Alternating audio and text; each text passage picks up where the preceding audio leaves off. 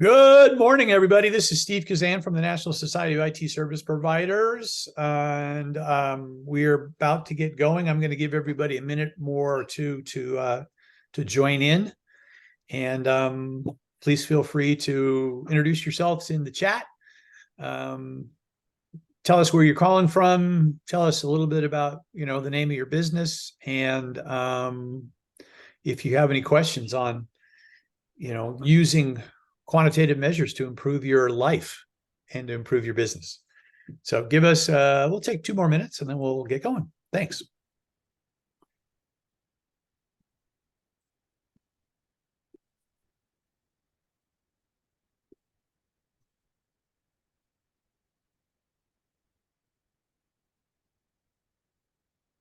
And if we have any participants who are in the Dallas area, I hope the weather is not impacting you too severely.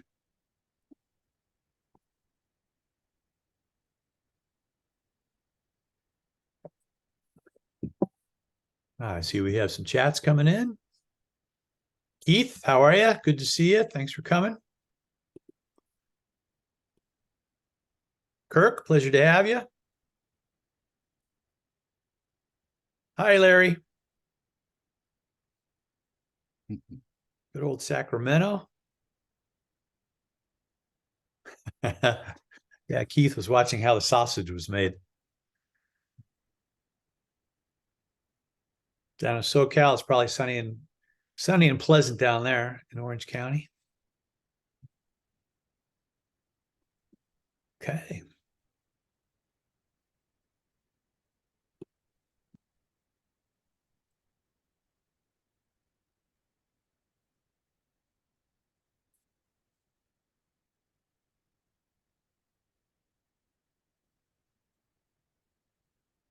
Give everybody another minute.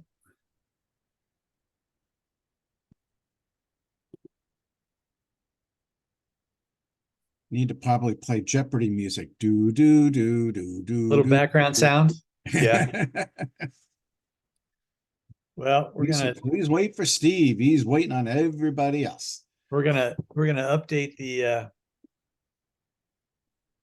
the marketing group and bring in some background music for that. There you go. I used to do a live talk radio show on CNN. We used Herbie Hancock. Oh, very nice. Oh, well, that's right. So you're the disc jockey. So you're one who could actually give us a recommendation. Yeah, but no one else is supposed to know about that. Well, not yet. I'm jumping the gun, I guess. Keep it a secret. Yeah, there you go. All right.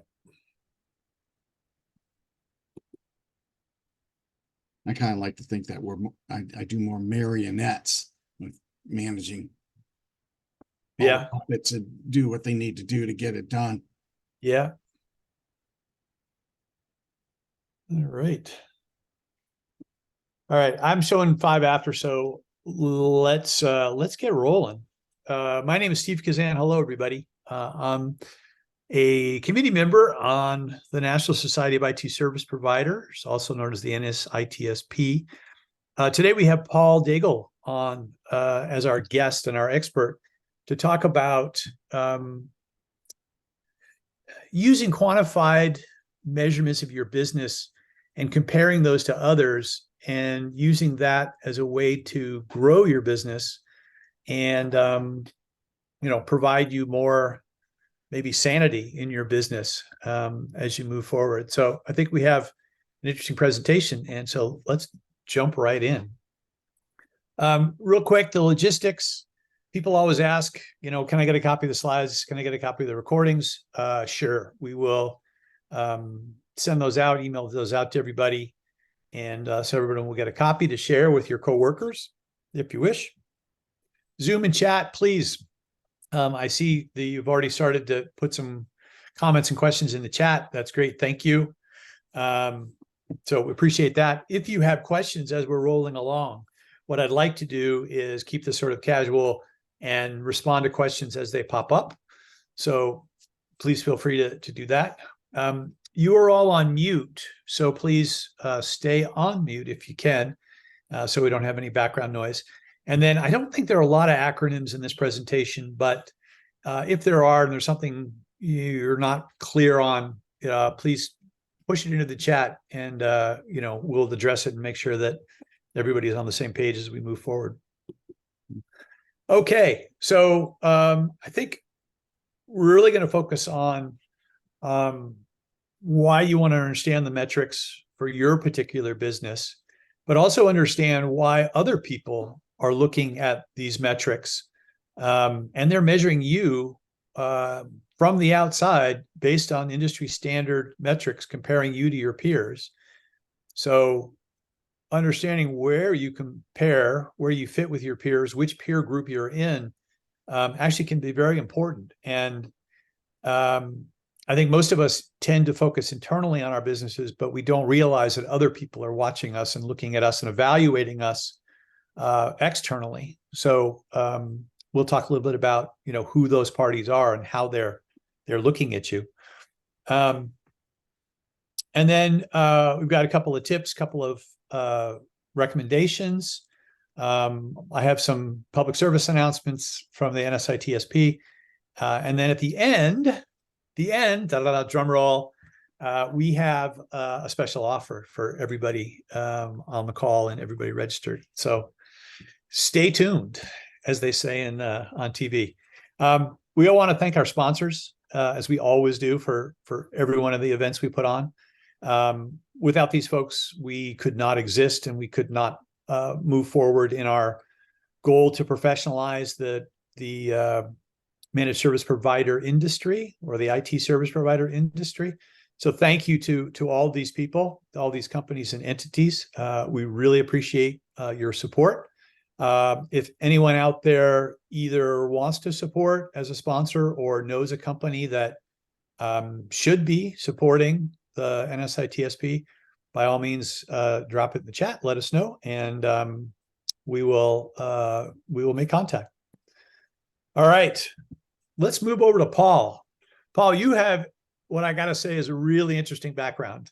You've done a variety of different things, both in the world of finance and MSPs, but also sort of outside the world of business. So, could you give us kind of just a thumbnail of your background? Sure. Yeah. What I found, like, early in my career, I owned an MSP. I think I was 23 years old, and going in understanding other businesses as an MSP. Ideally, MSPs are outsourced chief technology officer that are held responsible for keeping up their clients' infrastructure. And by doing that, you get to know many different types of clients and also in businesses. And I felt it also important because we have businesses in the public sector, whether they be like police, governments, U.S. government, and so forth. And I thought it was important to get involved. And it's not listed here, but as a Florida public official, responsible for assembling parcels of property and brownfield properties and stuff like that. Also joined credit unions, auditing bank and banking institutions. Also, I was the chairman for a private equity group out in New York City and holding company. And as in my MSP type of stuff early in my career, we kept on bringing on other products and services: backup disaster recovery, UCaaS, VoIP, phone systems, on-premise phone systems, and different types of stuff like that. Basically service our customers that we had, listen to our customers and going, hey, we have 2 or 3 that are asking for VoIP services, and VoIP services were early at the time. And because we offered VoIP services, we built our own quality of service routers, and our own routers and stuff like that to ensure quality of service. We wrote our own applications that Wow. we internet service provider, where we'd be monitoring the connection, the last mile connection, for the ITSPs, internet service providers, Wow. and notifying those guys, because ultimately, if someone's got a problem with the phone call, you notice it and as a VoIP provider, we kept on getting calls. So we developed tools to go, hey, it's not our problem, it's their problem. We approve it. And we wrote all kinds of mitigation type of tools to remedy the situation with ITSP as quickly and as fast as possible. And we're first to market on a lot of this stuff. Yeah. I've always been on bleeding edge on Yeah. using technology to increase the customer experience with their And, technology. and you've looked at lots of MSPs in terms of evaluating them. Thousands of MSPs, thousands of different types of businesses and in evaluating businesses. And, Yeah. I get about, there's weeks I get 10 evaluations in front of me to evaluate these businesses for a merger acquisition, for debt financing, for many different types of stuff that we'll talk about here in the next few slides. Okay. So the question always comes up, why should you care? Why should a managed service provider care about valuing their business and tracking that, right, on a month-to-month or quarter basis? And why should they care about looking at their business versus other peer group businesses? Yeah, well, it's nice to find out how you're doing in your peer group.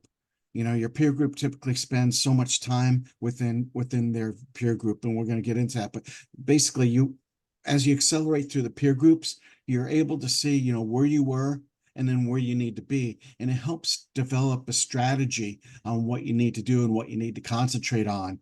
And marketing, how to structure and scale your business.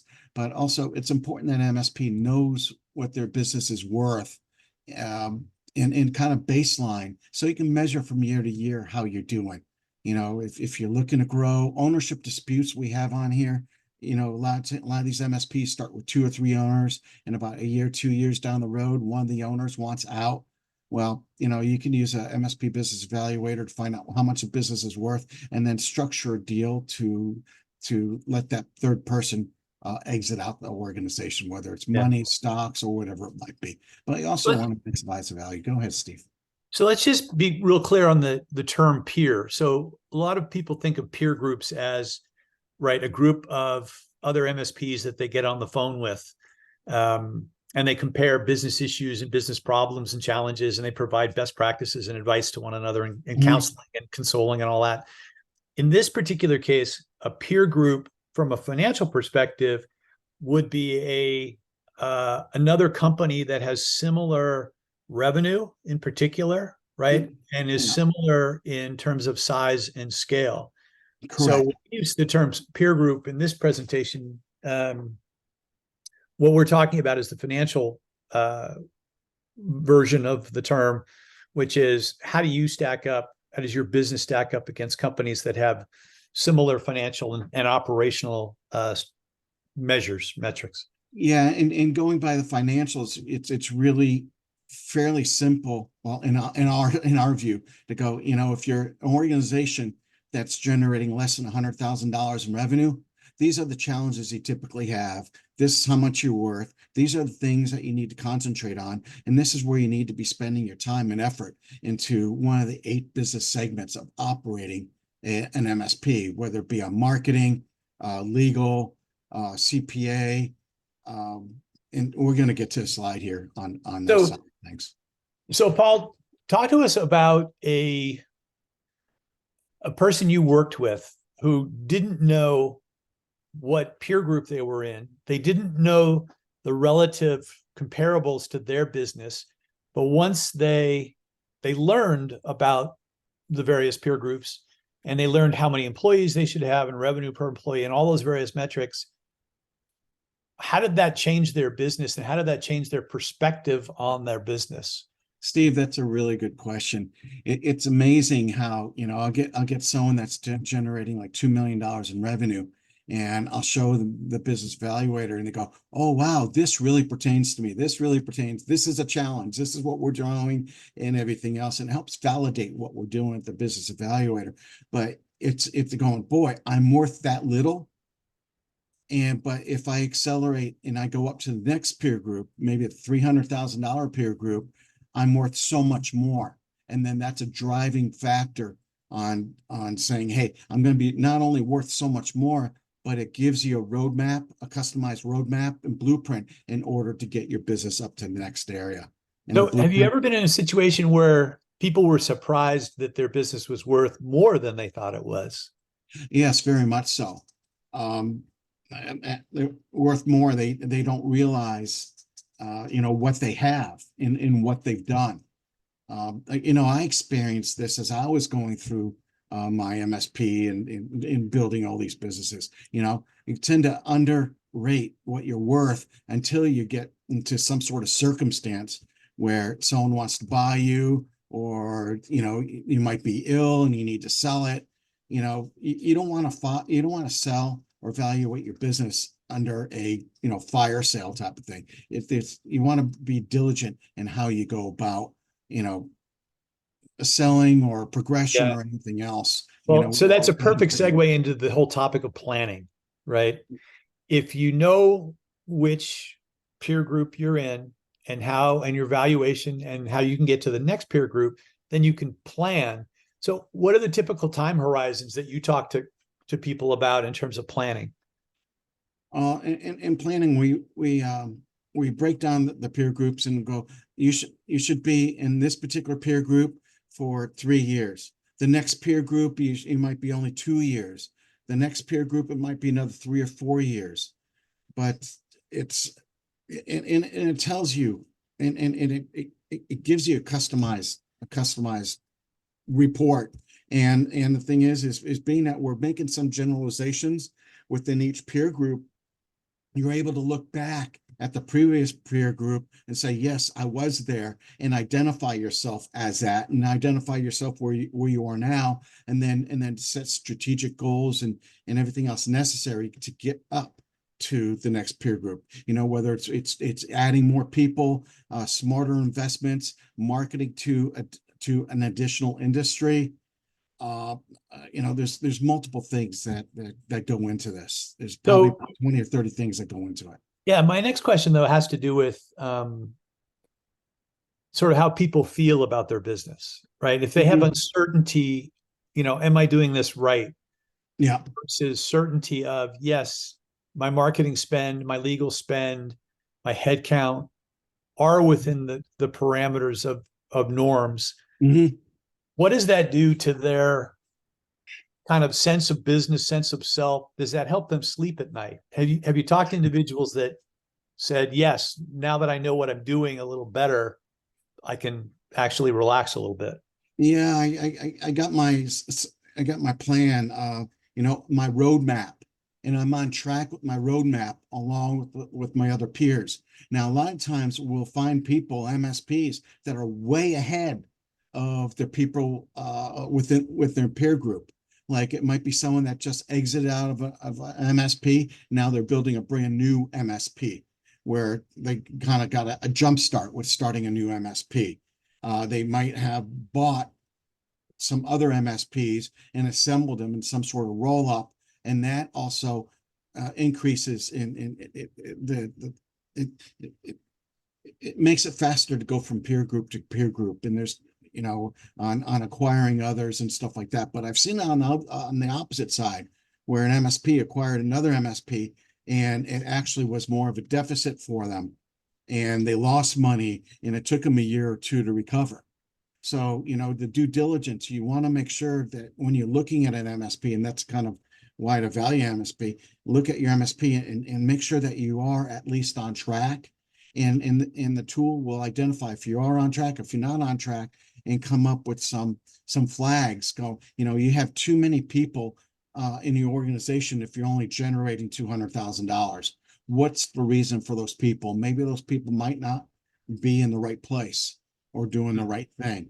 Or sometimes what I find more is that you have less people involved in the business that are like at $600,000. You got less people, but they've really used automation and tools and stuff like that in order to make it so they can do more in less amount of time. Right. So one of the bullets just says making smarter investments. To me, that's internal investments. So if you're going to invest in bringing automation into your company, or you're going to invest in a new product line, then you have to consider how that's going to impact where your business Yeah. valuation, short term and long term, right? Mhm. Yeah, and let's take your PSAs and your RMM tools. A lot of times when you're first starting off, you're using the free ones. But now when you have to invest in some of the paid ones, and there's a lot of paid ones like the Kaseya, ConnectWises, and stuff like that, which that is an investment that you need to make in order to grow your company. Because as you standardize your tools and your procedures in your company, as you go along, you're worth more and more money. Your valuations increase. Yeah, I think that's really true. I will just put out a call if there are any questions out there. Please get them in the chat. We will address them as we go. Larry had a question. I want to find out how to connect. Oh, so yes, Paul's connecting information will be right at the end, and we have QR codes. So if you have your cell phones handy, get your cell phones out, and we'll let you make those. You can take pictures to make it even easier. Okay. Earlier we talked about who else is looking at you, who else is evaluating you, who else is measuring you against your peers. And there are a lot of people who are using industry peer metrics to compare you to others. And to me, one of the big ones on this list is partners. So if a vendor wants to partner with you to increase your business, to add a service to your business, or to bring a new product into your business, they can evaluate you based on, are you best in class, right? Mm-hmm. In your peer group. So to me, that was a light bulb. Like, okay, great. As vendors, and you want to work with the best, figure out who they are by comparing them on their, versus their peer group.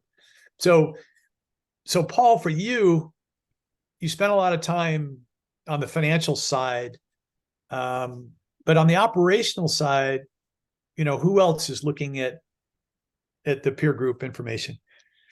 Yeah. Well, you got the broker dealers. It's MSPs are still hot on buying. People that want to buy MSPs because the return on the money is really high. There's a term that broker dealers use. It's called EBITDA.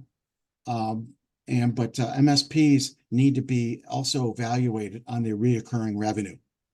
They're worth stronger on the reoccurring revenue than they are on their EBITDA. And so the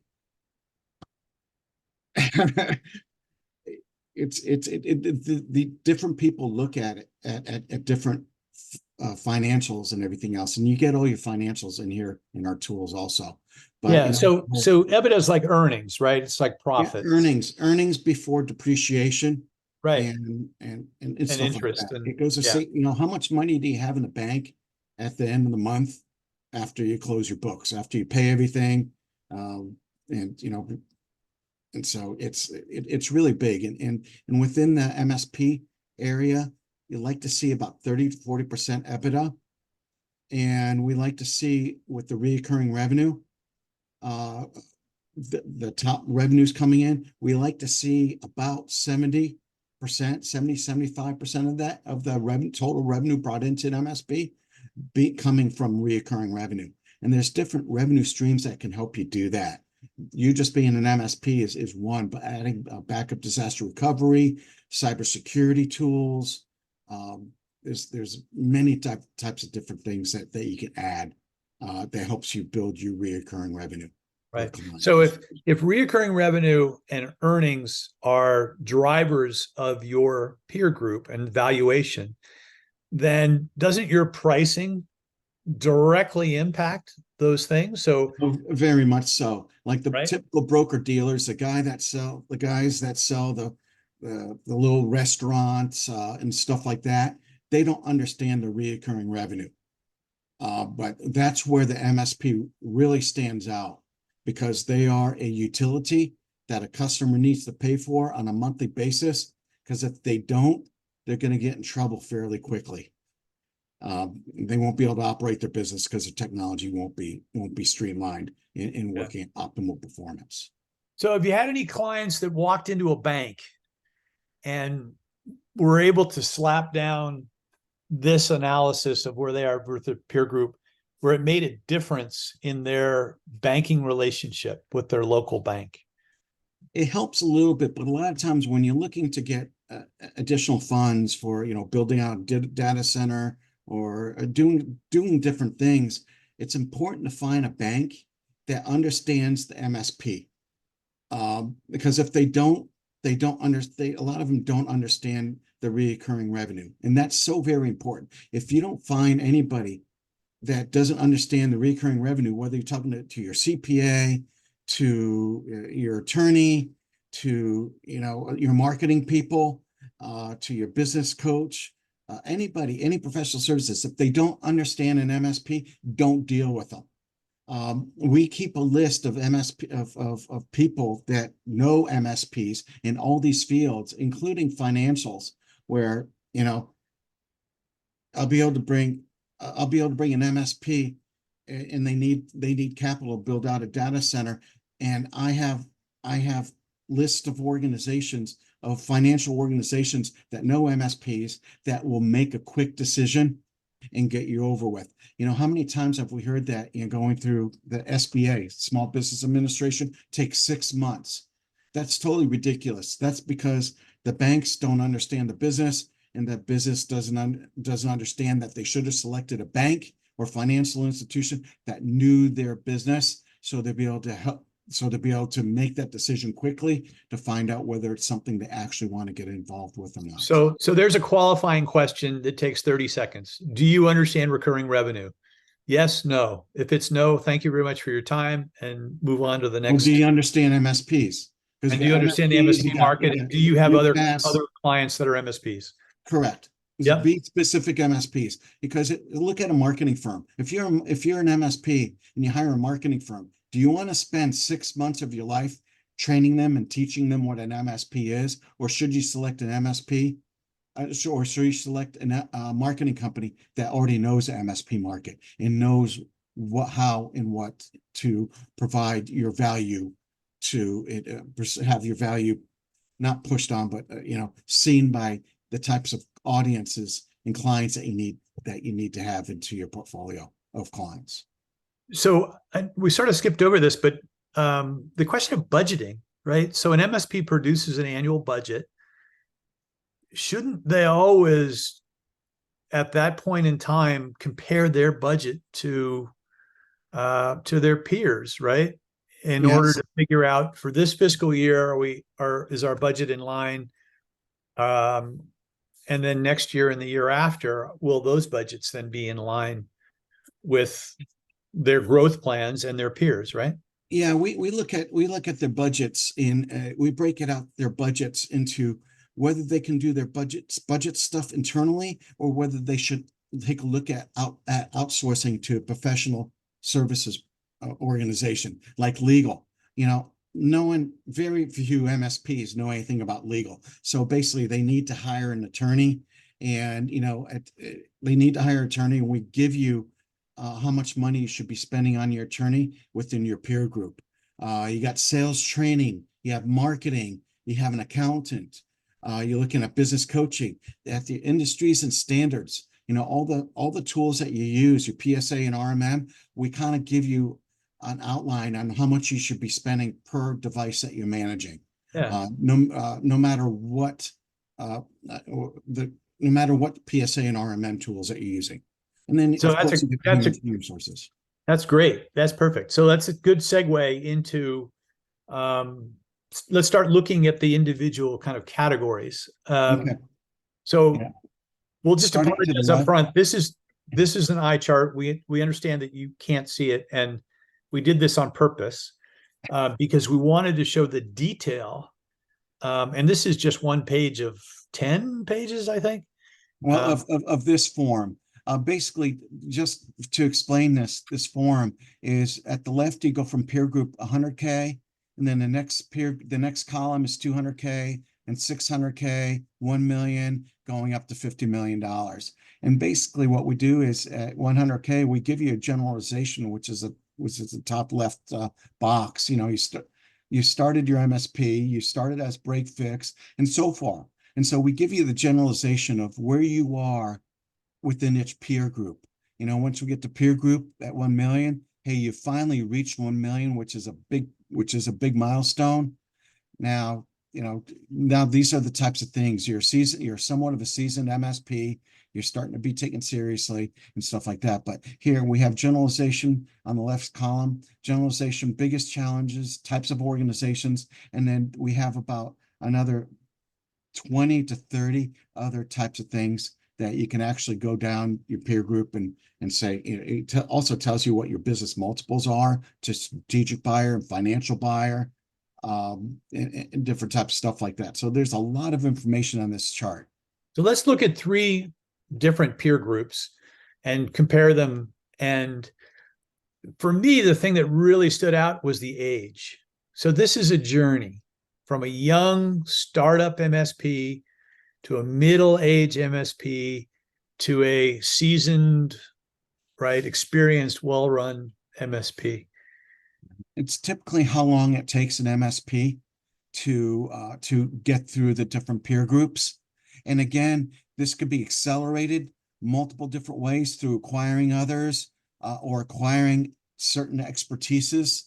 And within this, we assume that they're using a business coach to get through this in a timely manner. And depending on how that goes, and strategic relationships that you build and that a coach helps you build, it can really go a really long ways. It's one thing to see it on paper, but it's another thing to have someone kind of keep you accountable as you go along.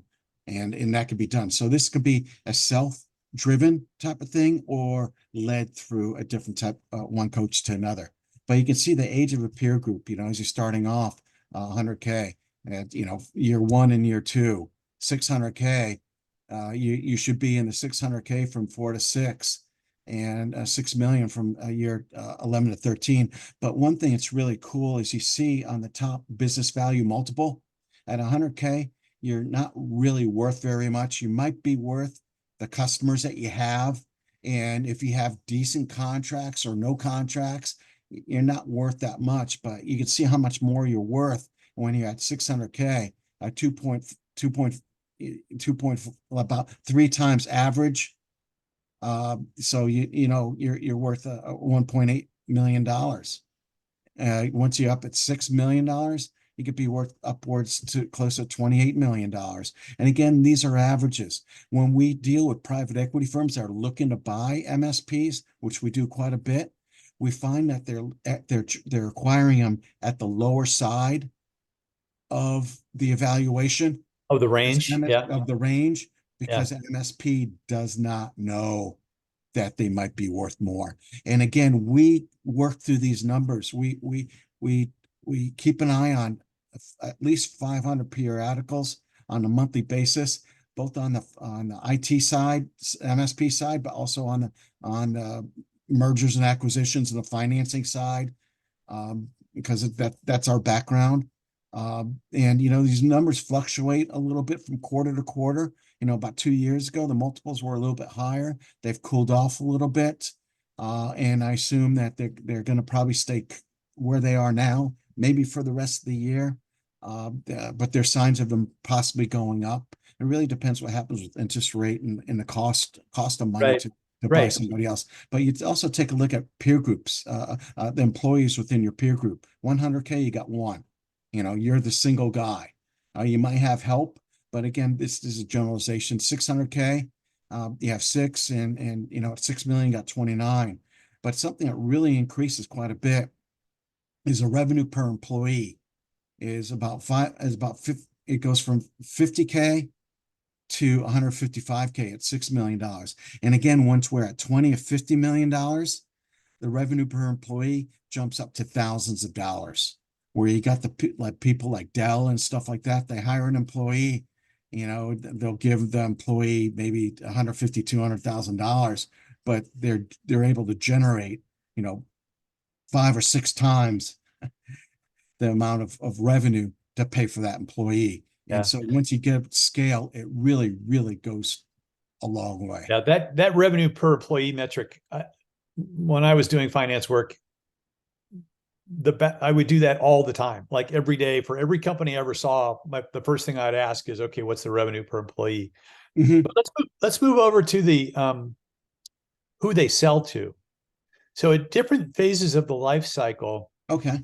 how many customers or how many industries do you find the managed service providers actually sell to? And And this is like, the fourth column down.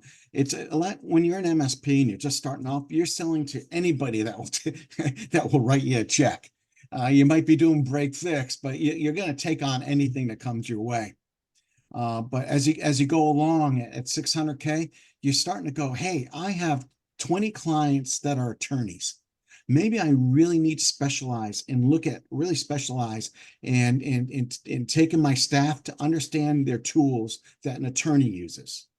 And then once you get up a little further, maybe not as much as 6 million, probably about 1 million, you go, well, now I have these attorneys. Now I want to swim in their fishbowl. I want to go hang out where they hang out because I can talk what they talk and I can give them advice in a social platform, networking activities and stuff like that that all these guys go to. And then once they get to know you well, and these attorney groups, they all talk amongst themselves, and that kind of really propels your uh, uh, the amount of customers that you have in that attorney group.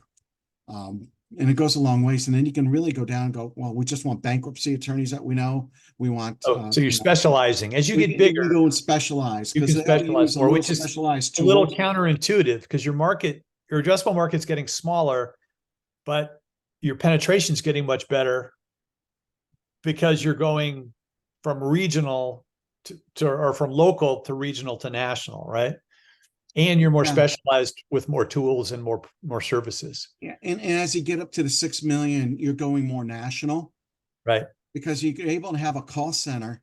Well, you're able to have people that your attorneys can call first rather than calling, their software vendors. Because a lot of times one tool integrates with another tool and everything else, and the MSPs are kind of responsible for understanding that and putting all the tools together. So, going national goes a long ways. We've had MSPs that had all the State Farm insurance uh, uh, uh, within the state of Florida. Then they went out to Georgia, and then I believe they're national. So any State Farm uh, agent that sells that insurance, uh, the franchisor says, hey, go with this MSP. They know what they're doing. They're going to shorten your learning curve. They're going to shorten your time it takes to get up to start selling and start representing us by 2, 3, 5 months, sometimes even a year. Rather, these State Farm agencies going out there independently in trying to find these tools and everything else. There's pros and cons both ways, but we can discuss that later. But So go let's ahead. talk about challenges. So there are different challenges at different stages, both in terms of size and in terms of age, right? Yes. So how do the peer group tiers help you look around the corner and predict what challenges are coming as your business is growing? Yep. We address that by looking at the following column in the peer group.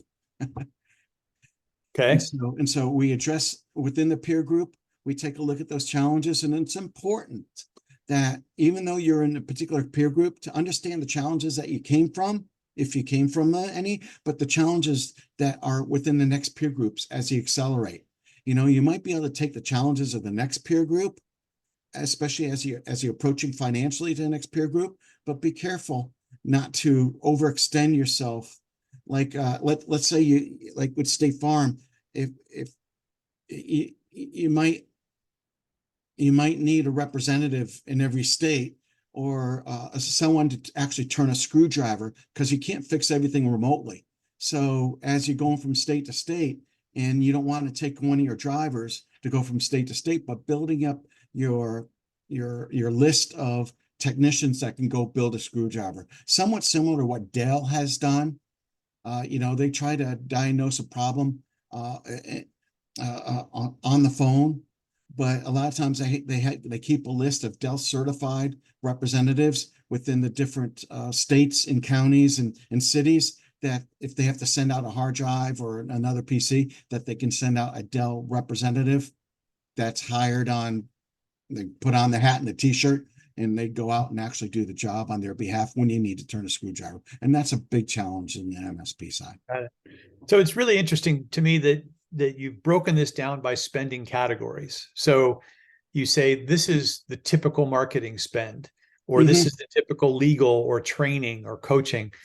And do you find that in terms of training, as MSPs get larger and get older, the light bulb kind of goes on and says, oh my gosh, I've hired a bunch of people, I need to train them? Yes. That goes a long ways, especially when you're hiring people and as you're maturing them, as you're training them to do different things, you got to be prudent about it. And a lot of it is that hire that you hire. Understand that, when you hire an employee, you try to, and you're paying an employee, $60,000. You need to find a way to generate more than $60,000, at least try to double or triple what they're getting. But a lot of times with we take a look at this on the employee side, it's whether you should be spending 5% of your time at $100,000, 5% of your revenue, $2,500, doing that type of work, or should the owner be doing that type of work? That's $2,500, or should they hire an outsourced marketing company in order to give them $2,500? Because the owner, especially when you first start off, the owner is doing everything. And there's some things I can't do. We got the marketing spend, the legal spend, coaching spend, and training, but we have about 9 different other matrices within the tool on how much of your budget you should be spending on each one of these. So, now, whether you're spending on a budget or you get someone internally to do it, and you can decide whether you have someone internally do it or whether you go ahead and just spend that money you have coming in, and to get it done by a professional that understands and that can do it in a timely manner. right. So what I just heard you say was that the job descriptions of the owner change over time, but also potentially as they cross into different peer groups. You should be doing less of one thing and more of another thing. And so your job description gets altered. And so you can compare your job description as an owner leader against your peers as you're moving forward, up the different groups. Yes. Right? And so it's going to impact your life and your family. It sure can, because as you increase, you add, you're the CEO of a small MSP, and then you might have to get a marketing person, a CMO, or the more natural progression is get another chief technology officer that knows other different types of technology, and you can work off each other. And that helps build the different types of clients that you can attract. And then you add a low-end technician to do that simple stuff, and to keep the C-level, the CEO and the CTO, keep them focused on, building out the scope of what a particular customer needs based upon their knowledge, and have somebody else, maintain the PSA and RMM tools to make sure that they can do, to make so sure. Your long-term hiring, I'm sorry to interrupt you. My bad. No, good. No. Your long-term hiring plan, your 2-year, your 3-year, your 5-year, your 10-year hiring plan is dictated as part of this exercise. So you can keep your eyes open for, okay, great, I'll have a fractional CMO this year, but I need a full-time CMO once I jump into the next maybe 2 tiers ahead. So you can start to create those relationships now with your eye towards the horizon to build your organization out. Does that make sense? It's very much so. And the same thing, we take a look at employees. You're always upgrading employees. You know, it's if you're always upgrading employees or upgrading them. And depending on how fast they can be upgraded, depends on whether you keep them or not. Yeah, right. Exactly. So you know the job descriptions have to change, the roles have to change, and you look at the individuals and you say, can that individual step up to a larger or a different job description or a role? Yes. So that's actually a useful personnel management technique that comes from the numbers and the averages and the peers, that helps make those personnel decisions that you have to make as a manager. There's Yes. another great insight. Thank you for that. Okay, questions from the audience. Keith has a topic, and I think you've kind of addressed this already, about how specific the MSP business model market is.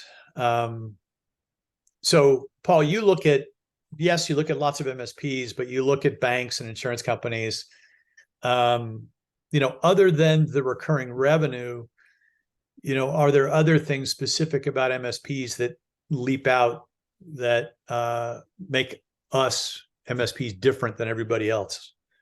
There's not too much. It's again the recurring revenue, the industry, and what their market penetration is in there.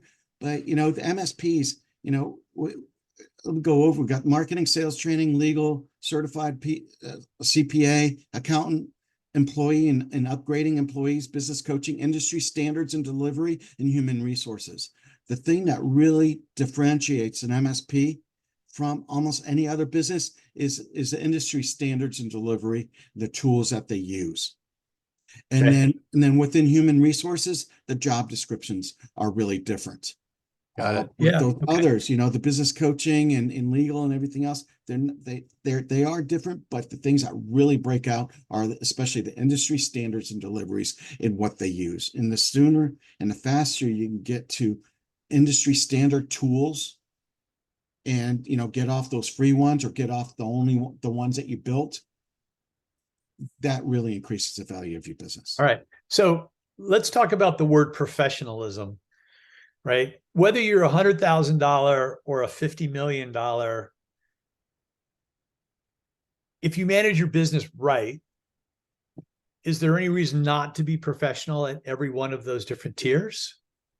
No, I think it's when I'm talking about professions and professionals, it's about people that have experience with MSPs that can give you legal advice, or sales training that know MSPs that specialize in sales training. That's what I mean more of professionals. I'm not quite sure where you're going. Got it. No. But that makes sense. We're using the term professionally in kind of two different ways, but that's fine. That's good. Well, professional services, people that can provide you. Yeah. So we're thinking about credibility. So if a managed service provider, even if you're one guy or two people or three people, professionally deals with their clients, in just their manners and their behavior and how they work with them,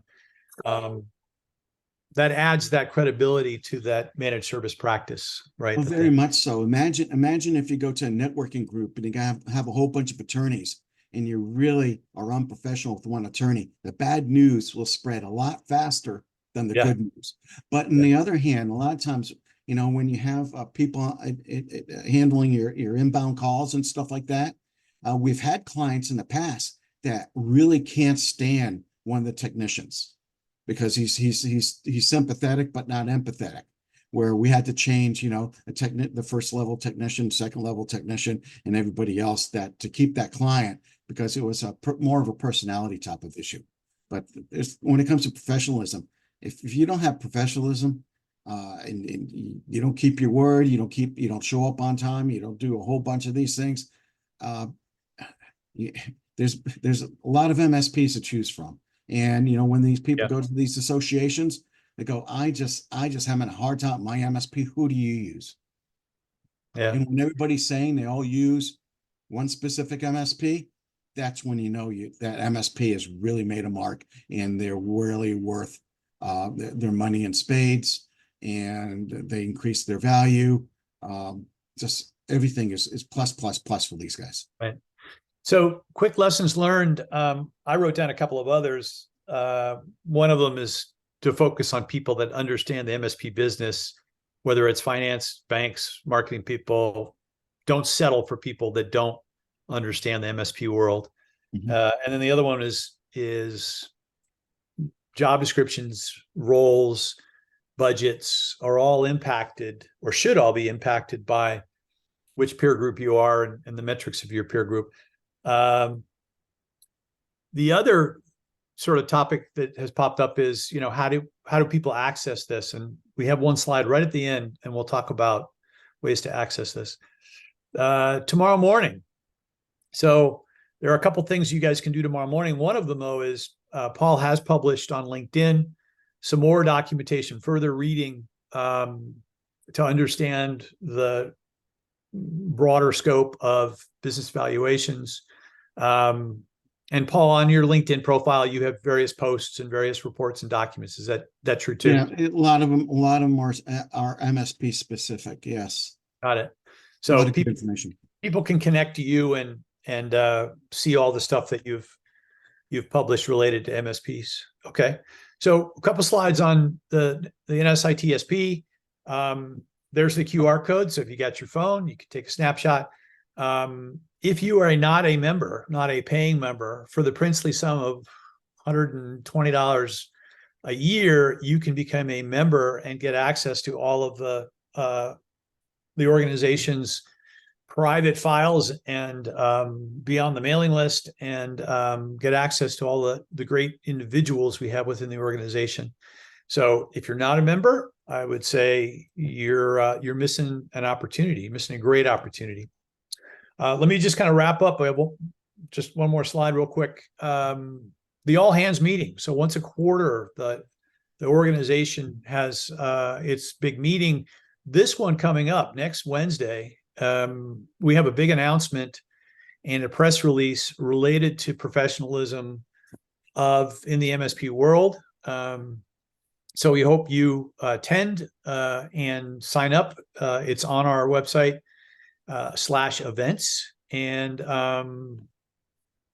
tell your friends, tell your coworkers, tell your vendors if they're in the MSP world or the IT service provider world. They should be there to hear that announcement. Members, as I said, if you're not a member, you should be. And there's a couple of websites to sign up. The post. So once we do the recording, we'll have it on our YouTube channel, but also on our website under meetings.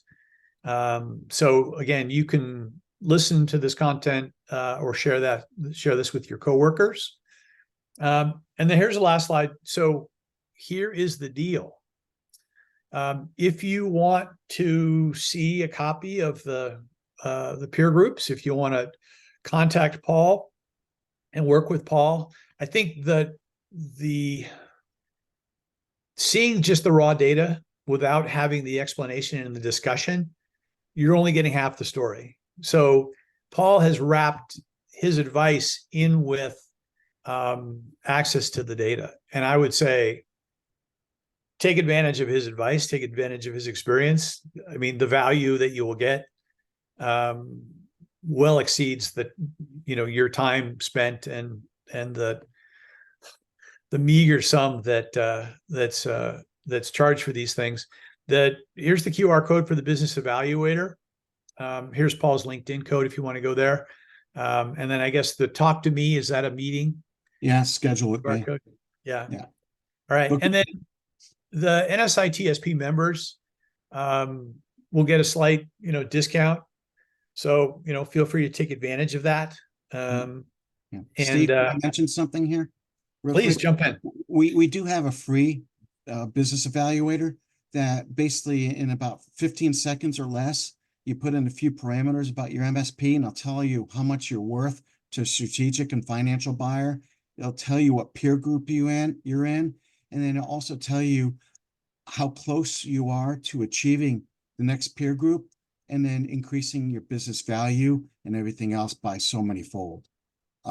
Sometimes going from one peer group to another, you can increase your business sixfold in its Yep. valuation. So, but we do have a free version, and that's included in the free version. And then we do have some paid versions that will give you the chart, that give you the eye charts, it'll give you the blueprint and roadmap specifically for you on what you need to do to baseline, and then figure out what you need to do to accelerate up to the next peer group. Great. So everybody, thank you for your time attending today. I think this was my perspective. I'm an analytical guy. I love these numbers. I find them very helpful and very insightful. For those folks on the call who maybe haven't spent time, crunching every detail of your business, taking an opportunity to go do that, I think will, open some new ideas and some new ways of thinking about your business. So I would just say, Paul, thank you for sharing all of this with us. I think in terms of improving the business practices and professionalism of the membership, this has been a really value-added session here today. So thank you so much. Really appreciate it. Thank you, Steve, for the opportunity. You're welcome. So with that, we will stop the recording. Thank you all for